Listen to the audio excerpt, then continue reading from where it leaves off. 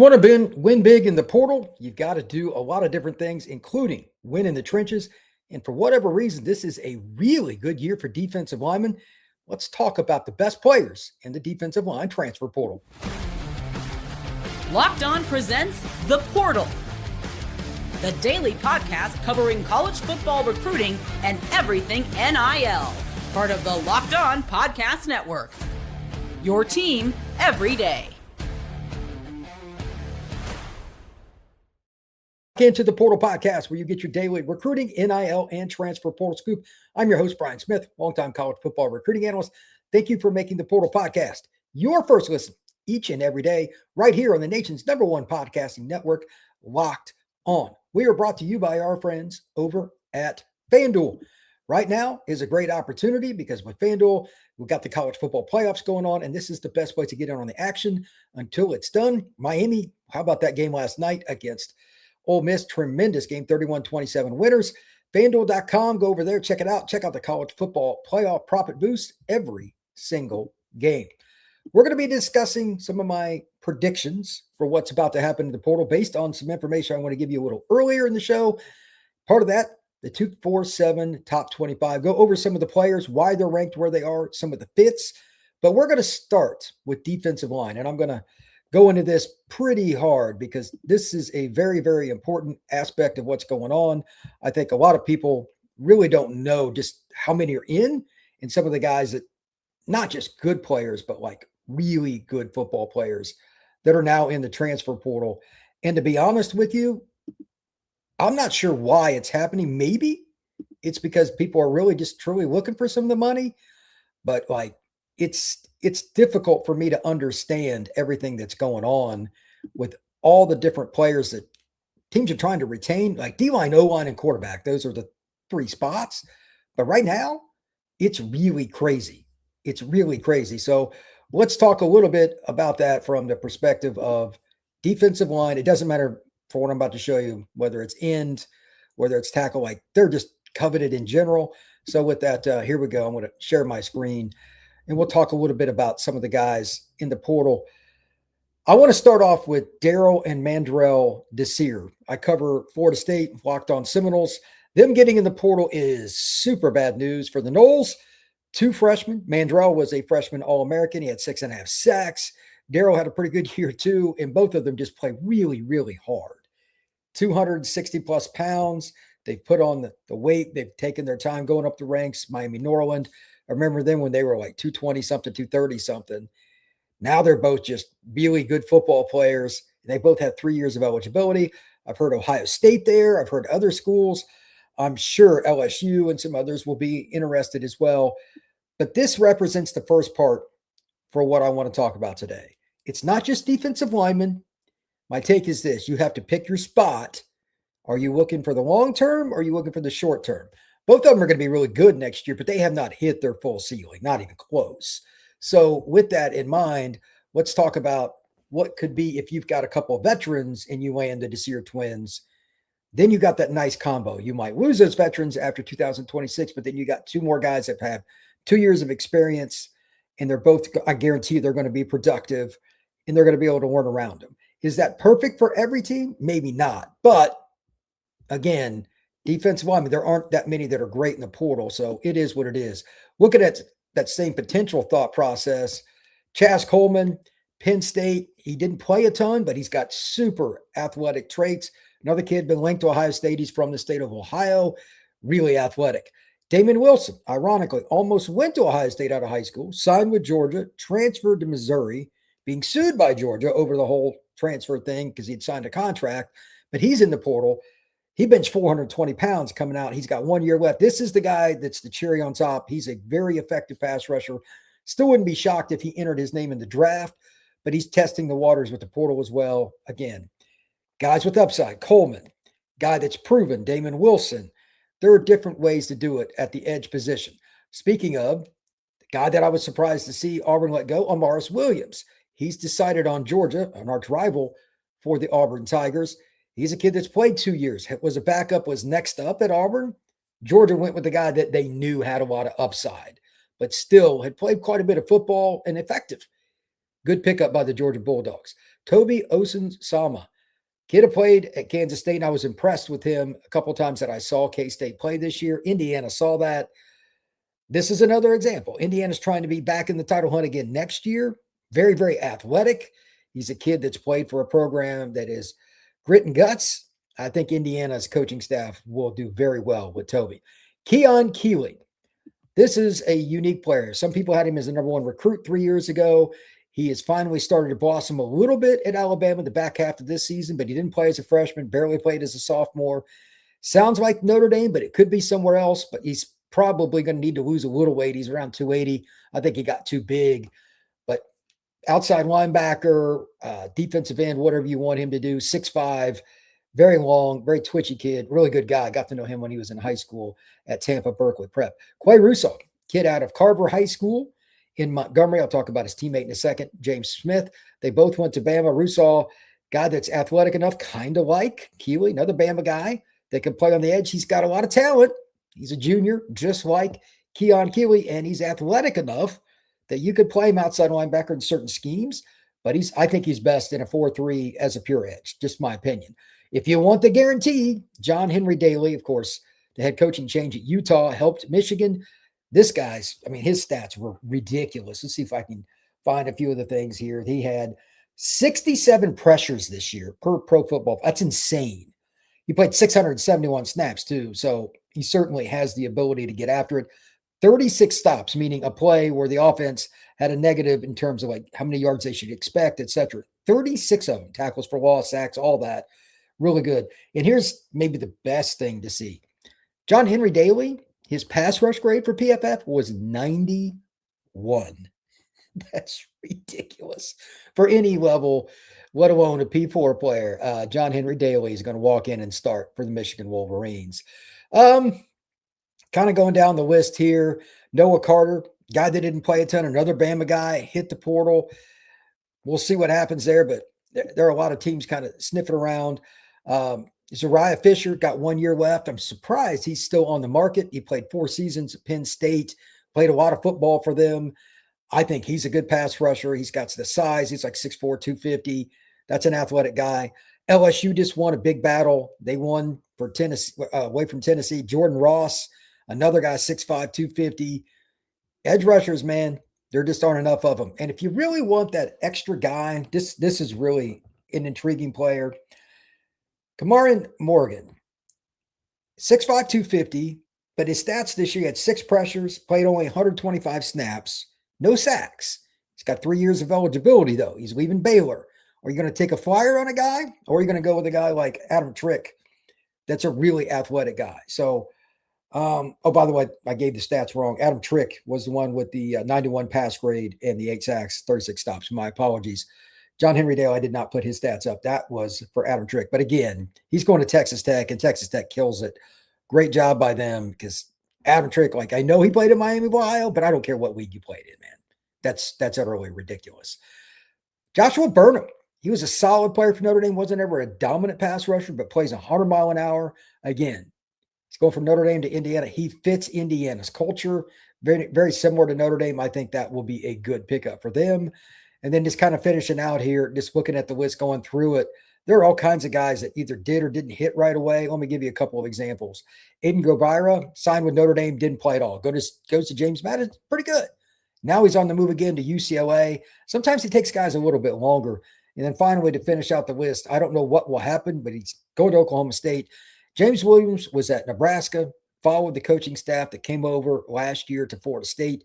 Didn't really work out. Now he's at Oklahoma State. So it just kind of shows you anything is possible. And just while I'm at it here, instead of just looking at the edge rushers, this is just a little bit more. Going to look at D tackle just for a second. James Smith, by the way, is somebody that I'm really curious about. He's rumored to be with Qua Russaw headed to Notre Dame for a visit. I don't know if that'll happen or not, but this is a kid out of high school that many had as the number 1 D lineman in the country.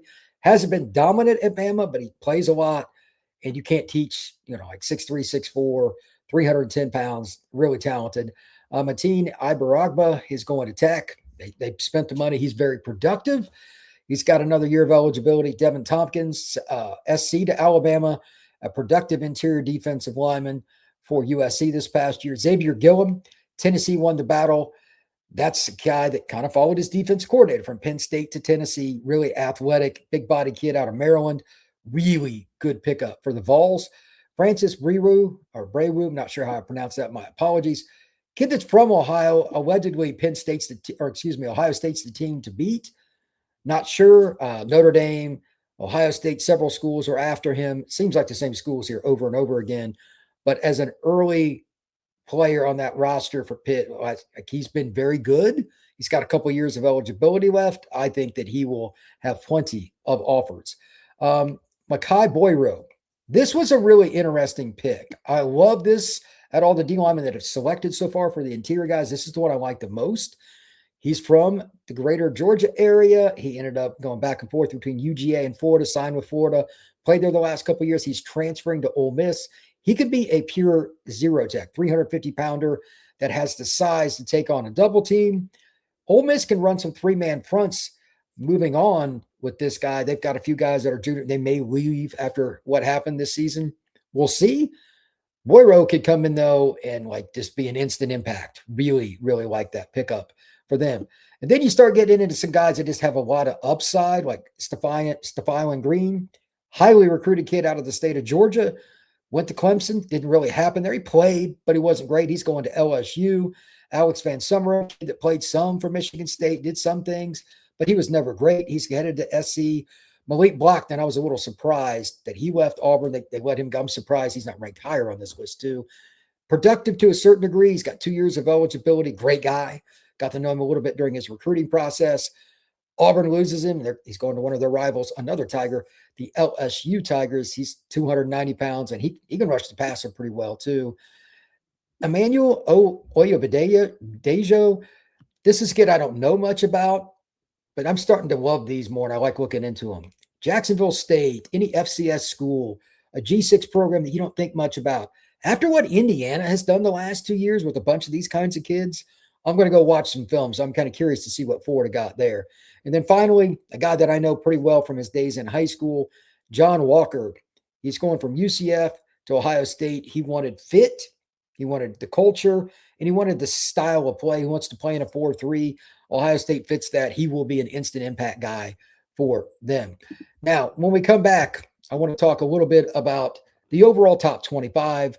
There's a lot of things going on, and I'm surprised at how many guys have already gotten the portal. We still have several days left. Think about that. The portal does not close until the 16th. We still got another week. And there are a lot of really good players in there. We come back, and we're going to talk a little bit more about it. Go through 247's top 50. That is next here on the Portal Podcast. Today's show is brought to you by our friends at FanDuel. The college football playoff is here after that great game last night. Congrats to Ole Miss on a great season. Unfortunately, somebody has to go home. Miami gets the winning touchdown with 18 seconds left as Carson Beck jumps into the end zone. And FanDuel is giving new customers, and everybody else for that matter, even more ways to have fun with it every single game day of the playoffs, because right now, every college football playoff is game day. FanDuel uses all these things to get you in there and have fun with it, but now they got a profit boost. It's waiting for you in the app. Here's what you're going to like about it. If you want to ride with the favorite, that's fine. If you want to go with the underdog, or if you want to go with something that's a player prop, whatever it is, doesn't matter. Then you're just going to apply your profit boost and go after even bigger winnings. And when you win, FanDuel pays out instantly, and it's the perfect opportunity for the playoffs. FanDuel is the best place to get on the action all playoff long. Visit FanDuel.com to get your playoff boost every single game day. Thank you once again for making the Portal Podcast your first listen. And if you want to go all in, check out the Everydayer Club with Locked On any of the podcasts, including mine here, the Portal Podcast, or if you want to check out Locked On Seminoles as well, the other pod I run. It's pretty simple. All of your audio downloads would be ad-free. It's $5 a month. Or if you want to go for the whole year and get a little bit less, in terms of how much you pay, it's $50 one-time fee. No ads on your audio. So whether you're going to the gym, long drive, walk, or anything else, all your audio feeds would have zero advertisements. And there's a Discord. A lot of fans getting in there, checking it out. All the different people from Locked On go into it, team, or whether it's the national board. We got all kinds of stuff going on. You can do whatever you want. Check it out. Down below, we have a description and a link for you. So let's talk a little bit about not just the top 25, but I want you to think about how many players are in first, because I went through it again this morning and it's just overwhelming. It's way better than I thought it would be in regards to right now. I thought we'd see a few more big guys in terms of talent get in the portal a little later, but it's just happened faster. I don't know why that is, because a lot of them I thought would do it behind closed doors, enter, and just be done. They're shopping more. Don't know why that is, but it seems like there's more guys that are big names that are truly shopping themselves in the transfer portal. It's interesting. So now the question becomes, what do you do to try and get all these players organized on your board and try to figure it out? So I'm going to go through my list again. We're going to try to figure out where guys are going, fits. I'm just going to give my opinions on it.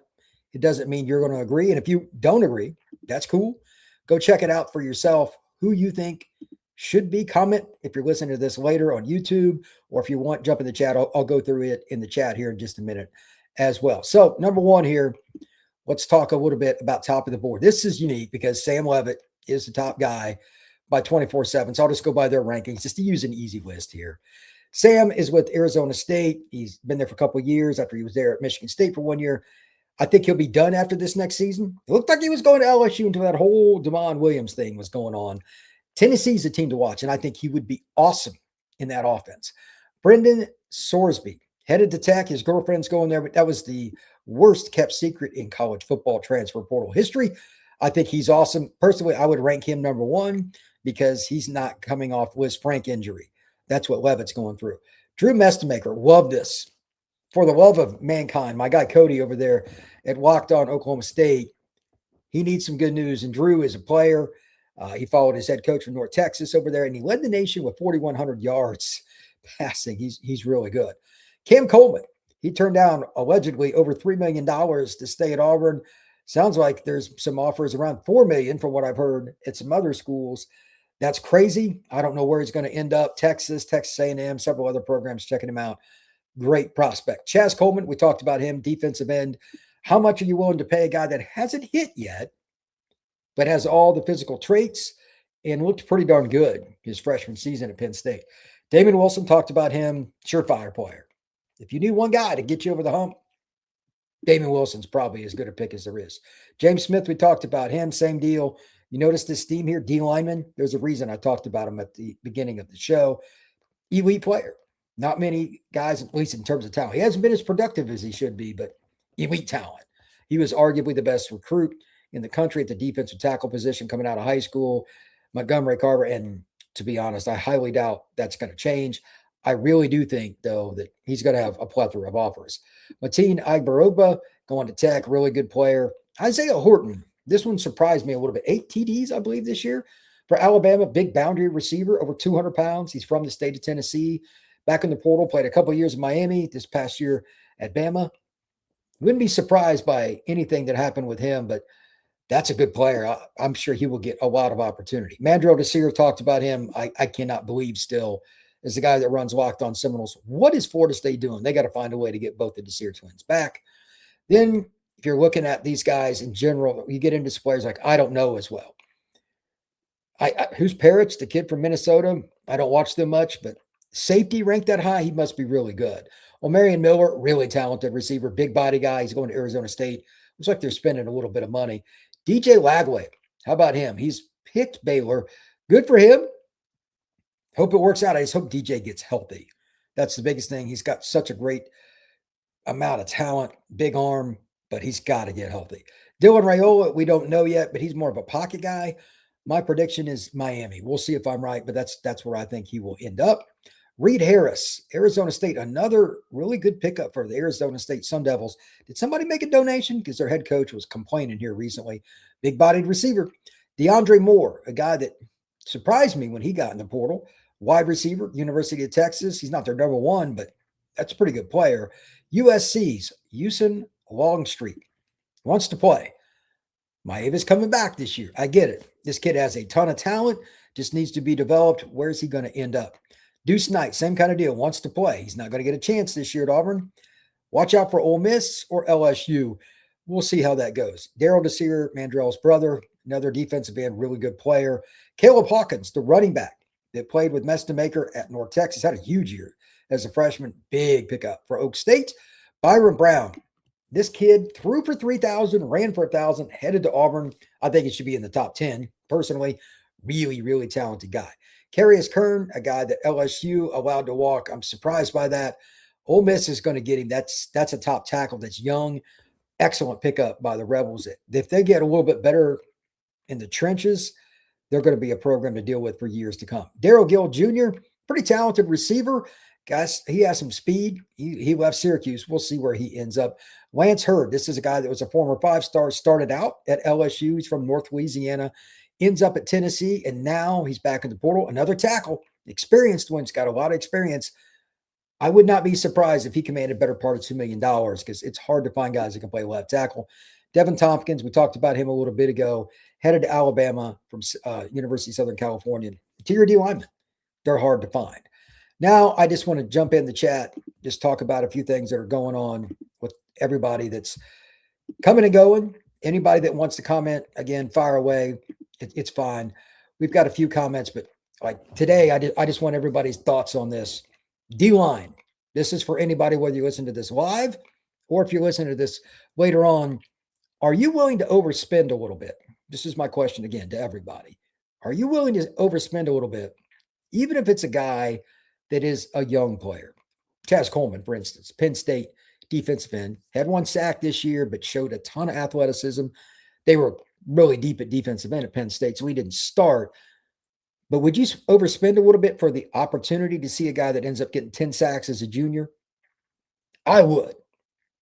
And if you don't agree with that, I want to know why, because I think a lot of guys should look at that. For reformed SALT, I know this is said all the time, but we must have guardrails and rules that stop this madness. It's just an endless money grab. Yeah, there's some truth to that.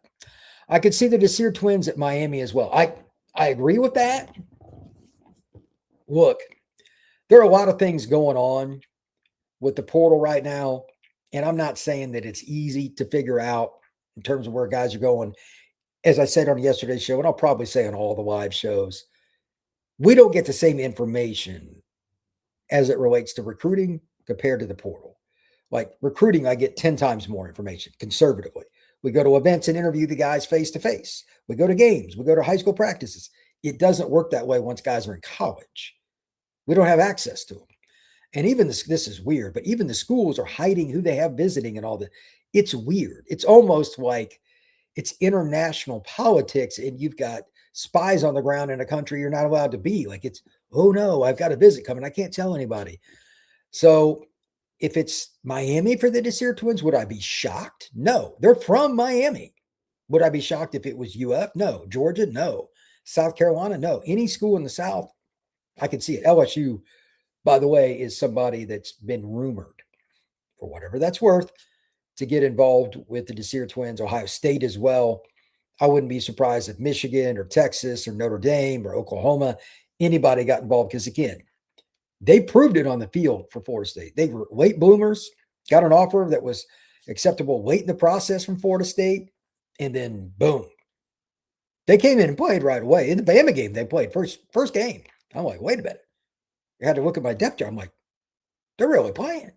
And they were pretty solid. So, yeah, that's pretty interesting. NH9877, I'd be interested in the percentage of players that transfer 2 or more times that get their degree and the percentage that make the National Football League. I'm sure somebody's going to do that. Here's the problem with it. You know how many guys are in the portal this year? At least as of yesterday that I was told? 4,300. Holy cow. That's a lot. So you got to sift through all of that. That's a group project for somebody. It really is. Reformed SALT. Portal class rankings are very misleading. You can have a great rank, but mean nothing if you don't address needs. Oh, this is a great post.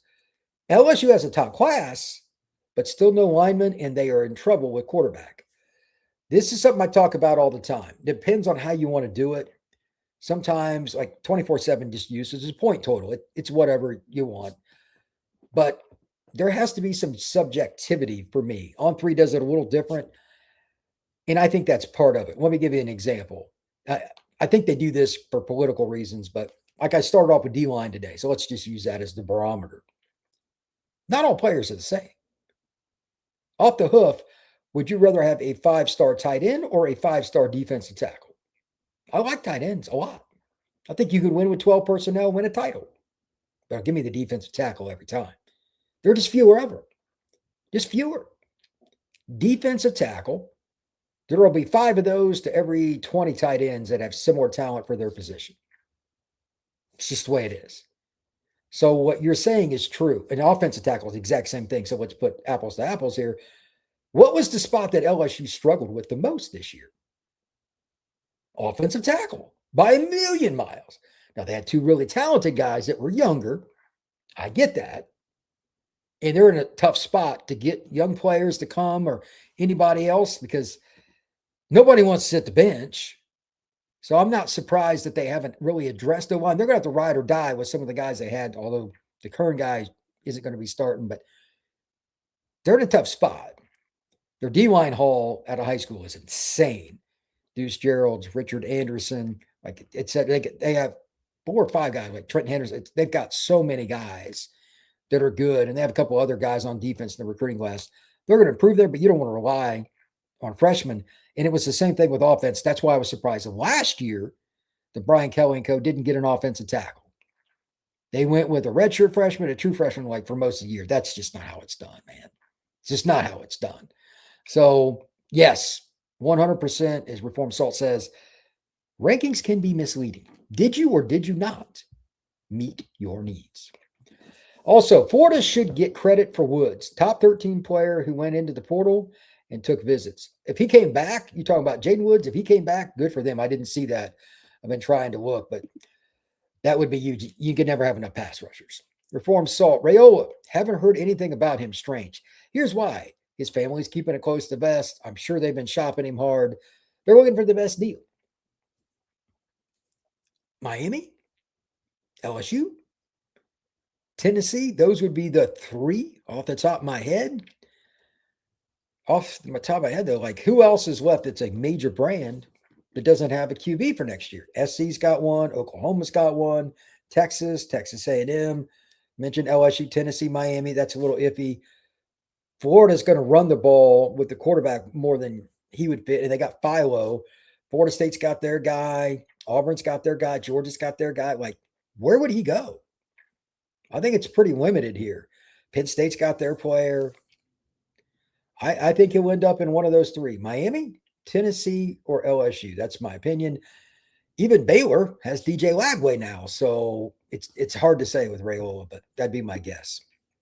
Sadiq Clements. I don't even know who that is, honestly, off the top of my head. I've been looking at so many names. You'd have to refresh my memory. Reform Salt. I'd overspend for the right position. D-end is one of them. I agree. If you're at that point, you think you have a chance to make the playoff and make a run, it's okay. It depends on the circumstance. If you're in rebuild mode, no. Unless the guy is like Chaz Coleman, okay, because he's a freshman, he's got 3 years of eligibility, sure, but not many others. Let's see. Monzon Levitt would, with Miami, ESPN just report.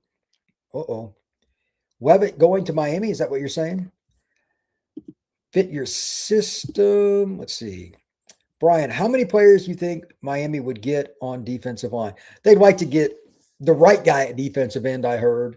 Defensive tackle is their bigger concern. That's what I was told. I inquired about that. But everybody's after defensive tackle. James Smith, somebody like that. Sure. But I have no idea beyond that. Reform Salt. Yeah, Woods came back, announced yesterday. That's really big for Florida. Never have enough pass rushers. Ever. Reform Salt. I could see Levitt at Miami. Raiola might be regretting going into the portal, to be honest. You know what? I wouldn't be surprised by that either. Did he make the right decision? Yes, no? I'm going no. And the reason I say that, you could overvalue yourself. If he ends up getting at Tennessee or LSU, he'll be okay. But Levitt was visiting Tennessee. LSU, I know they'd rather have a mobile guy. But to Raiola's credit, he hit 72% last year. He can run enough where he can roll the pocket, do some things, and Wayne can adjust. He's had He's had pocket quarterbacks before. But would Raiola be better in an offense like, just give me an example, not that I'm saying they need one, but they got Bryce, but Michigan's offense traditionally would have fit Raiola. Play action, power football, fit Raiola to a T. Not many teams do that. I'm curious to see what his options now are.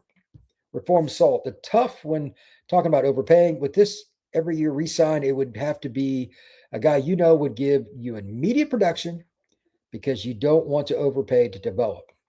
It's a fine line. If you think you're 2 years away and the guy's got 3 years of eligibility, you're cool. The freshman that shows a lot of promise, I think, is where you can do it because they can't turn pro after their sophomore year and they're still developing. They may not ask for a ton more. They'll probably hit their third year. Just my opinion. Bipolar JJ, Randy Pittman Jr., tight end from Florida State. I haven't heard much about where he's going. There hasn't been a lot my way. I was surprised that he hit the portal, but Florida State doesn't throw it to the tight ends. They just use them in a bevy of ways. Against Virginia, he threw a touchdown, ran one in, and caught one. That was one of the wildest games I've ever seen, but nonetheless, a really good player. Miami doesn't want Raiola. Too much drama with the father. That wouldn't surprise me. That might be what's the problem here. Raiola, I don't know him. I've never had a conversation with him or anybody in their family, but that is the rumor. Not everybody wants to deal with that, so it is what it is.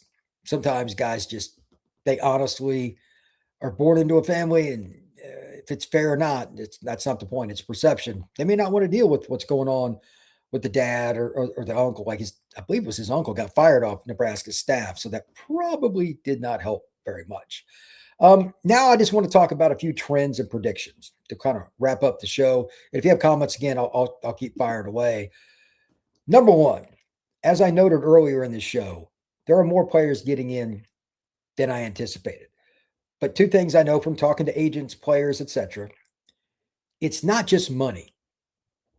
Players want to be developed. I'm not going to name the player, the schools involved, but I was told today that a player took $450,000 less for 1 year to go to one school than another. You got to be like, man, that's a lot. Well, he's getting a whole bunch of cash still. And he thought the system where he was going was the right fit. He felt really comfortable with the position coach. And he thought the team was going to be very good where he was going. They could compete for the playoff. Okay. Now, the school that he turned down, trying to rebuild, probably not going to happen next year. They came in second, this other team. But they offered way more. A couple other schools offered in the same range. I just want to note that because while it's a trend to take the biggest contract, that's not always the guarantee. The number one factor, even with the portal, is still fit, comfort. I want to be developed, all those things for the elite guys because they usually bet on themselves to make the draft. They want to go somewhere and be developed. Now, the ones that are potentially good enough to go to pros right now and hit the portal, they're just making sure there's a couple, I won't mention names, that I think are still going to go to the draft. Just my opinion. I think it's January 15th or whatever you got to declare by. Somebody can drop it in the chat if they want. But whatever the number is, that's not always the end-all be-all. Do I want to be at that school? Am I going to be developed? Did I have a prior relationship with somebody or multiple people at that school during my high school recruitment? Lots of factors. Second thing that I want to mention, I talked about D-line today for a reason. It's still the same positions: quarterback, D-line, O-line, especially tackle, cornerback. Those are the spots. They're a little different. The one caveat to that is what I call offensive playmaker, especially if it's a boundary receiver, 6'3", 215 kind of guys. Again, it's size, it's length. Teams are going with that. The defensive lineman, like I mentioned, let me see if I can find him. Kamarian Morgan, the kid from Baylor. He only played 125 snaps last year. Didn't even have a sack. But he's getting some attention. Why? You can't teach 6'5", 250. Length, hand size, eligibility. He's got like 3 years of eligibility. There's no doubt he's going to have plenty of opportunity. He's a D lineman.